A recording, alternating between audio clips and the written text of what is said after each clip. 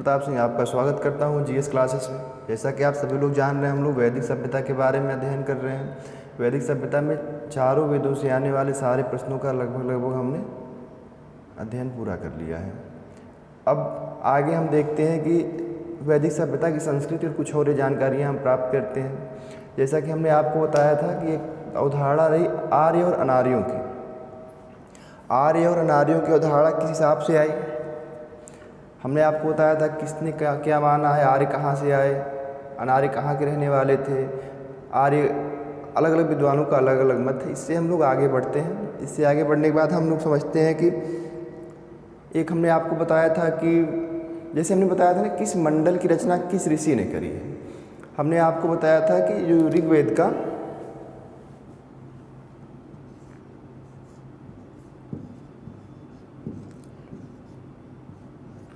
ऋग्वेद का 7वां मंडल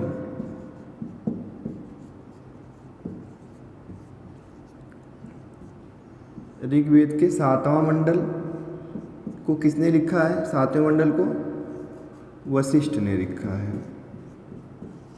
किसने लिखा है? ऋषि वशिष्ठ ने लिखा है। अब हम एक कहानी बताते हैं। पहली बात आर्यों की कबीलों की, जैसे हमने आपको बताया था ना कबीलाई सिस्टम था उस वक्त कबीलाई सिस्टम होने का मतलब ये था कि राजा जो था एक विशेष प्रकार के, मतलब उनके राज्य की कोई सीमाएं नहीं थी। समझ रहे हैं? जैसे अलग अलग कबीले थे, कुछ लोग एक साथ रहते थे, कुछ लोग एक साथ रहते थे, इस तरह से करके इस तरह की अवधारणा थी उस वक्त राजा नहीं होता था, इन कबीलों का मुखिया होता था। समझ रहे? आर्यों के कुछ कबीले थे, कुछ अनार्यों कबीले थे। पहले उस आर्यों कबीलों को 2-3 आर्यों कबीलों का नाम हम जान लेते हैं जो महत्वपूर्ण, वैसे तो बहुत थे, लेकिन कुछ आर्यों के महत्वपूर्ण कबीलों के नाम जान लेते हैं, कुछ अनार्यों के महत्वपूर्ण कबीलों के नाम जान लेते हैं। जैसे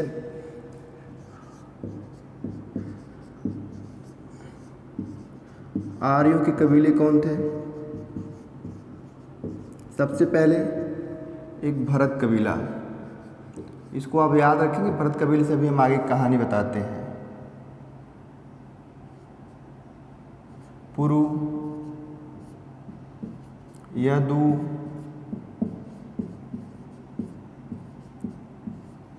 तुर्वस। पुरु, यदु, तुर्वस, अनु, द्रहु, कृवि, अनु, द्रुहु, कृवि। ये क्या है? ये कबीलों के नाम हैं। अब अनार्यों की, आर्य अनार्य समझ रहे हैं ना? अनार्यों के कबीले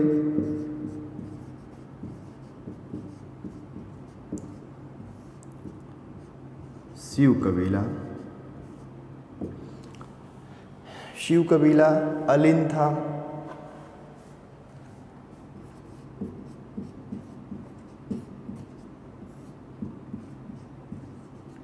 पक्त, विशानिन,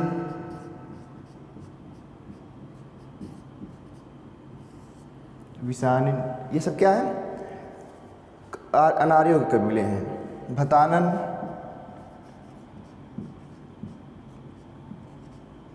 ये सब क्या है? ये सब अनार्यों के कबीले हैं। ऋग्वेद के 7वें मंडल में आर्य अनार्यों का वर्णन मिलता है। इसको किसने लिखा है? ऋषि वशिष्ठ ने लिखा है। और आर्यों के जो मुख्य कबीले थे भरत, पुरु, यदु, तुर्वस, अनु, द्रोह, कृवि, ये सब कबीलों के नाम हैं।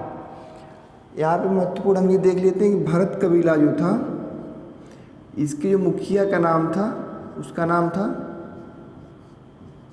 सुदास। क्या नाम था? इसके मुखिया का क्या नाम था? सुदास। और हर कबीले का एक पुरोहित होता था। क्या होता था? एक पुरोहित। और भरत कबीले के पुरोहित का एक क्या नाम था? इनके पुरोहित का क्या नाम था?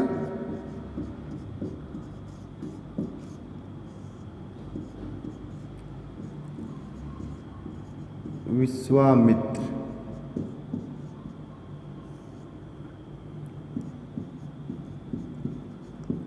ऋषि विश्वामित्र। अब इतनी चीज़ों को आप ध्यान से देख लें, इसका स्क्रीनशॉट ले लें, फिर इसकी कहानी हम आगे बताते हैं आपको। आप इसका एक स्क्रीनशॉट ले लें।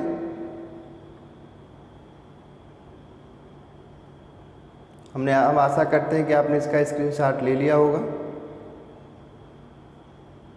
ठीक है, अब देखते हैं।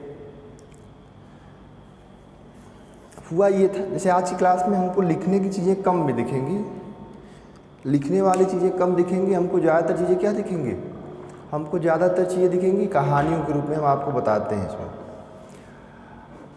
जैसा हमने बताया आपको कि एक भरत कबीला था, भरत कबीले के जो पुरोहित थे विश्वामित्र थे।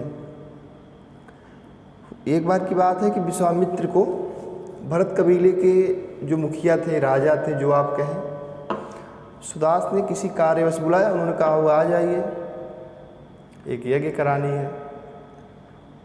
अब विश्वामित्र किसी कारणवश नहीं पहुंच सके। जब विश्वामित्र नहीं पहुंचे तो सुदास क्या हो गए, नाराज। सुदास नाराज हो गए और उन्होंने क्या किया कि उन्होंने कहा अब विश्वामित्र हमारे पुरोहित नहीं रहेंगे, अब हमारा पुरोहित कौन रहेगा, ऋषि वशिष्ठ रहेंगे। तो बड़ा अपमान हो गया विश्वामित्र का। जब ये बात विश्वामित्र को पता चली, भरत किस कबीले के राजा थे, आर्यों के राजा थे। भरत कबीला कौन सा था, आर्यों का था। और आर्यों के राजा के खिलाफ, यानी सुदास के खिलाफ परशुड़ी नदी, परशुड़ी मतलब जो आज की रावी नदी है, परशुड़ी नदी के किनारे विश्वामित्र ने अनार्यों के 5 कबीलों के राजाओं को सेना सहित एकत्रित कर लिया। किस वजह क्या थी कि सुदास ने अपने वशिष्ठ का, अपने पुरोहित का पद विश्वामित्र से लेकर के वशिष्ठ को दे दिया था। फिर क्या हुआ, 5 राजा आर्यों की तरफ से भी रावी नदी के किनारे उपस्थित हुए, जिसको तब परशुड़ी कहा जाता था। परशुड़ी नदी के किनारे उपस्थित हुए। जब ये हुआ, बातचीत होगी। बातचीत होने के लिए जब दोनों तरफ के राजा एकत्रित हुए, मतलब 5 राजा आर्यों के, 5 राजा अनार्यों के, विश्वामित्र और वशिष्ठ, इतने लोग उपस्थित हुए नदी के किनारे, रावी नदी के किनारे, परशुड़ी जिसको उस वक्त कहा जाता था। वहाँ क्या हुआ, बात बढ़ते बढ़ते बहस हो गई। वशिष्ठ ने कहा रावी नदी का पानी हम किसी को नहीं लेने देंगे। रावी की पानी की लड़ाई आज भी जारी है भारत और पाकिस्तान के बीच। ये उस वक्त की बात है, इसका उससे कोई संबंध नहीं है, इस लड़ाई का जो आजकल चल रही है। युद्ध हो गया। जब ये युद्ध हुआ तो अनार्य क्या हो गए, पराजित। अनार्य पराजित हो गए। अनार्य मतलब जिनके पक्ष में विश्वामित्र थे, वो हो गए पराजित। और जो पराजित हो जाता है उसको बना दिया जाता है दास। और चूँकि इस युद्ध में 10 राजाओं ने भाग लिया था, इस युद्ध को दास राज युद्ध कहते हैं। क्या कहते हैं, दास राज युद्ध कहते हैं। इस बात को नोट कर लेते हैं, इस युद्ध को क्या कहते हैं। चूँकि 10 राजा इसमें सम्मिलित थे, 10 राजा इसमें सम्मिलित थे, इसलिए इसको क्या कहते हैं, दास राज युद्ध। कहाँ हुआ था, परशुड़ी में मिलता है, पुरसुड़ी में मिलता है। परशुड़ी नदी के किनारे जो आज की रावी है। विजय किसको मिली, आर्यों को। पराजित कौन हुए, अनार्य पराजित हुए। कौन पराजित हुए, अनार्य पराजित हुए। इन 10 राजाओं में क्या थे, 5 राजा आर्य थे प्लस 5 अनार्य थे। और चूंकि 10 राजाओं का युद्ध था, इसलिए इसको हम क्या कहते हैं, दास राज युद्ध। यहाँ पे महत्वपूर्ण ये है कि 10, ये महत्वपूर्ण है कितने राजा थे, महत्वपूर्ण ये है कि दासराज युद्ध किस नदी के किनारे लड़ा गया था, तो परुशड़ी नदी के किनारे लड़ा गया था। विजित कौन रहा, आर्य विजित रहे, आर्यों ने इस युद्ध को जीत लिया था, अनार्य क्या हुए, पराजित हो गए। और यहीं से क्या हो गया, अनार्यों को दास बनाने की प्रथा, ये विश्व का प्रथम युद्ध था। क्या था ये, विश्व का प्रथम युद्ध था। और यहीं से अनार्य क्या हुए, दास बनाए गए। यहीं पर आर्यों ने अनार्यों पर अपनी श्रेष्ठता सिद्ध की। आगे बढ़ते हैं। जैसे ये जो हमने कई कबीले बताए, बाद में कुछ कबीले, जैसे आप विश्वामित्र के नाम से परिचित होंगे, वशिष्ठ के नाम से परिचित होंगे, भरत के नाम से परिचित होंगे। अभी हम बताते थे कुछ कबीलों ने आपस में वैवाहिक संबंध स्थापित किए। वैवाहिक संबंध जब स्थापित की तो उन्होंने क्या किया कि नए वंशों का निर्माण हुआ, नए कबीलों का निर्माण हुआ। जैसे पुरु और भरत कबीले ने जब आपस में विवाह किया, वैवाहिक संबंध स्थापित किए, तो वहाँ से कुरुवंश की जानकारी आपको मिलती है हस्तिनापुर वाले में, महाभारत से, कौरव पांडव। ठीक है, अब हम ये लिखते हैं इस बात को, पुरु कबीला और भरत कबीले में जब वैवाहिक संबंध स्थापित हुए तो कौन सा वंश आया, कुरुवंश आया। 950 बीसी में 950 बीसी में यही कुरुवंश दो भागों में बट गया, कौरव और पांडव। यानी कि जो हमको महाभारत में बताया जाता है वो कोई कहानी नहीं है, बाकायदा टाइमलाइन है उसकी। वो 950 बीसी में कुरुवंश की बंटवारा हुआ था कौरव और पांडव के बीच में। और कुरुवंश कैसे अस्तित्व में आया था, जो आर्यों के पुरु और भरत कबीले थे, इनके बीच वैवाहिक संबंध स्थापित किए गए। अब आगे देखते हैं पांचाल, इसी महाभारत में एक और वंश मिलता है, पांचाल। तुर्वस और क्रीवी जगह है।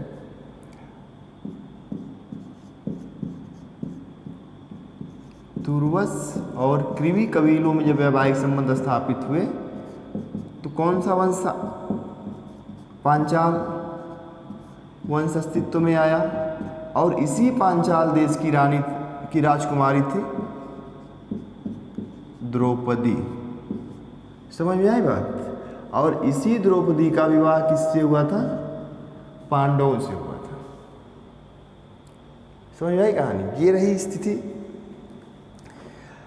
अब ये तो कहानी रही, इसमें ज़्यादा कोई लिखने लायक नहीं था, फिर भी इसका स्क्रीनशॉट रख लीजिएगा ताकि आपको बाद में भी अगर आप चीज़ों को मिस कर, चूँकि कहानियों के माध्यम से जो आप सुने होते हैं वो चीज़ लंबे वक्त तक याद रहती हैं आपको। अब जैसे कि वैसे तो कबीलाई शासन था, राजाओं जैसी कोई बहुत, ये जो वंश आए इस समय आ गया था, राजाओं की अवधारणा आ गई थी। लेकिन जब कबीलाई शासन था उस वक्त राजाओं कोई अवधारणा नहीं थी, बड़े बड़े समूह में लोग रहते थे, उस समूह का मुखिया उसका राजा कहा जाता था, या जो भी मान लो उस वक्त राजा, जैसे वो भू का किसी ज़मीन विशेष का, किसी सीमा के अंदर का वो राजा नहीं होता था, किसी ज़मीन का मालिक नहीं होता था राजा। लेकिन बाद में राजा ज़मीन का मालिक बना। बाद में राजाओं ने एक सीमांकन किया कि हमारी राज्य की राजधानी, हमारे राज्य की सीमा इस जगह से लेकर इस जगह तक है। ठीक है, लेकिन ये बाद में आया, प्रारंभ में ऐसा कुछ नहीं था। प्रारंभ में काफ़ी सारे लोगों का एक समूह होता था जिसका एक मुखिया, उस मतलब कबीलों के रूप में रहते थे, उसका मुखिया वहाँ का प्रधान होता था। उसका काम क्या था, लोगों की रक्षा करना, अपने कबीले के लोगों की रक्षा करना। जो सबसे शक्तिशाली होता था, सबसे बुद्धिमान होता था, वही वहाँ का मुखिया माना जाता था। सामान्यतः ऐसा होता था कि जो लोग काफ़ी उम्र के होते थे, उम्रदराज होते थे, वही उसके मुखिया माने जाते थे। अब इस समय देखें, राजा स्वेच्छाचारी नहीं होता था, लेकिन राजा का पद अनुवांशिक होता था, मतलब किसी मुखिया का पुत्र ही मुखिया बनता था। ठीक है, लेकिन स्वेच्छाचारी नहीं हो सकता था। ऐसा नहीं होता था कि वो एक अपने मन से कोई निर्णय ले ले, ऐसा नहीं था। उस वक्त ऐसा होता था कि जो मुखिया होता था अपने यहाँ एक सभा समिति होती थी, सभा और समिति दो चीज़ों की अवधारणा थी उस वक्त, जिनसे सलाह लेकर के ही वो कोई निर्णय लेता था। समझ में आई बात? सभा और समिति से सलाह लेकर निर्णय लेता था। अब बात ये होती कि वो रक्षा कैसे करता था। उसमें लड़ाकू लोगों का एक समूह होता था, मतलब कि सेनाओं ऐसी कोई अवधारणा नहीं थी कि सेनाएं होती थी, राजा उनका खर्च देता था, राजा उनको वेतन देता था, कोई भत्ता देता था, ऐसा नहीं था। उस कबीलों में ही, उन कबीलों में ही कुछ लड़ाकू लोगों की एक ग्रुप होता था, एक समूह होता था, जिनको क्या कहते थे? ग्रामणी कहते, जिनका मुखिया क्या कहलाता था? ग्रामणी कहलाता था। आवश्यकता पड़ने पर यही लोग मुखिया के आह्वान पर अपने कबीलों की रक्षा के लिए तत्पर हो जाया करते थे। ठीक है, इस बात को हम लिख लेते हैं, जगह है यहाँ लिख लेते हैं।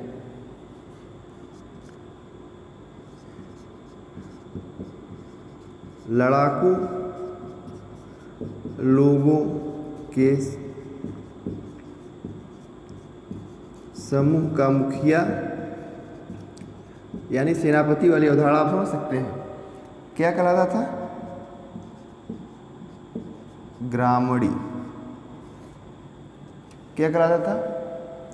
ग्रामणी। इस वक्त सूतकार, रथकार, कर्मकार जैसे पद भी अस्तित्व में थे। क्या था? सूतकार, रथकार और कर्मकार जैसे अस्तित्व में थे। क्या क्या थे? सूतकार, रथकार और कर्मकार जैसे पद भी अस्तित्व में थे, जो कि राजा को प्रशासन चलाने में सहयोग करते थे। समझ में आई बात? राजा के पास 12 लोगों का एक समूह होता था, जो राज्याभिषेक के समय ही 12 लोगों का समूह होता था, जो राज्याभिषेक के समय से ही राजा के साथ उपस्थित रहता था। इसे 12 रत्नी कहते थे। ये राजा सहित, मतलब राजा के अलावा 11 लोग और होते थे जो शासन चलाते थे। इन्हें क्या कहते थे? 12 रत्नी कहते थे। 12 रत्नी कहते थे। ये लोग क्या करते थे? प्रशासन में राजा का सहयोग करते थे। प्रशासन में सहयोग करते थे। जैसे जो किला होता था, किले का जो स्वामी होता था, किले की रक्षा का जो, किले का जो इंचार्ज होता था, उसको क्या कहते थे? पूरब। यानी जो दुर्गपति होता था उसको हम क्या कहते थे?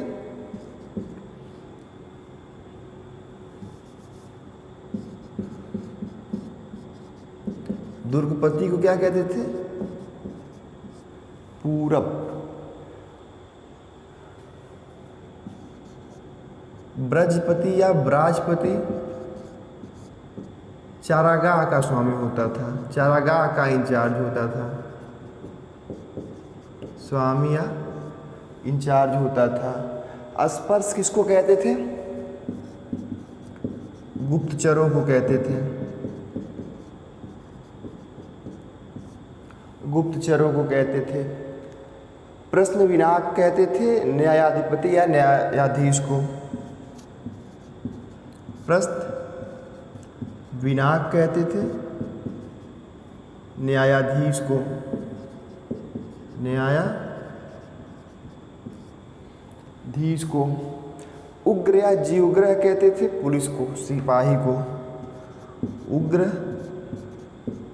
या जीवग्रह कहते थे सिपाहियों को, या फिर जो आजकल पुलिस है लोकल, मतलब पब्लिक पुलिस, सिपाही या ठीक है, सिपाहियों कहते थे। इतनी चीज़ें आज क्लास में हमने देखी हैं, इतनी चीज़ों के बारे में आपने देख लिया, हमको समझ में आया। हमको लगता है कि आपकी चीज़ें समझ में आई होंगी। अगर नहीं समझ में आई हो तो 1-2 बार इस वीडियो को देखिएगा।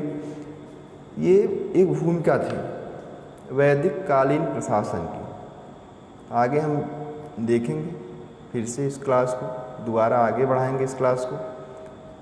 इसको बस 1 मिनट में हम दोबारा से रिव्यू कर लेते हैं, उसके बाद इस क्लास को ख़त्म करते हैं। फिर आगे हम की क्लास हम कल बताते हैं आपको क्या है इसमें, कैसे आगे बढ़ते हैं, कैसे यहाँ की प्रशासनिक व्यवस्था में कौन कौन भागीदार हुआ कर देखते हैं।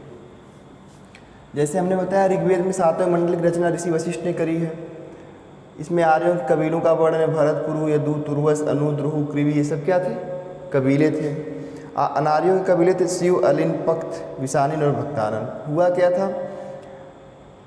आर्यों के भरत कबीले के राजा सुदास ने अपने पुरोहित विश्वामित्र को बुलाया किसी बात को लेकर के। विश्वामित्र नहीं आ पाए, उससे नाराज होकर के सुदास ने क्या किया कि अपने पुरोहित को का पद जो है वशिष्ठ को दे दिया, जिससे विश्वामित्र नाराज हो गए।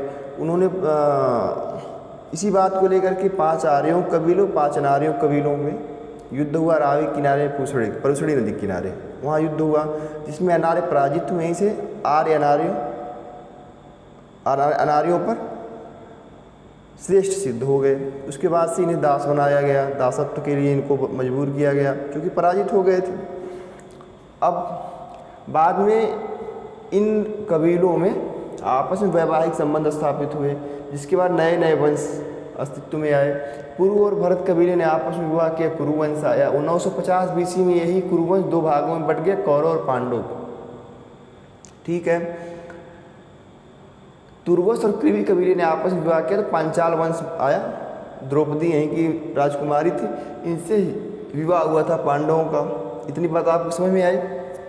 अब इधर आ जाते हैं राजाओं पे। हमने बताया 10 राजाओं के बीच युद्ध हुआ था, इसलिए दासराज युद्ध कहते हैं इसको। इसमें आर्य पराजित हुए थे, अनार्य पराजित रहे।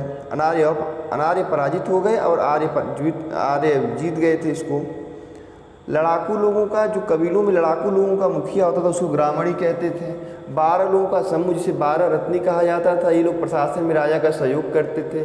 दुर्गपति दुर्गपति को पूरब कहते थे। बृहस्पति को चारागाह का स्वामी, स्पर्श कहते थे गुप्तचरों को, प्रश्न विनाक कहते थे न्यायाधीशों को, उग्र कहते थे, उग्र या विग्रह कहते थे सिपाहियों को। इस तरह से ये प्रशासन चलता था वैदिक काल में। आगे इसके बारे में और भी अध्ययन करेंगे। देखने के लिए अगर आपको ये वीडियो पसंद आई हो, अगर आपको ये कहानियों में थोड़ा भी ठीक लगा हो, तो आप इस वीडियो को लाइक करें, चैनल को सब्सक्राइब करें। बहुत बहुत धन्यवाद।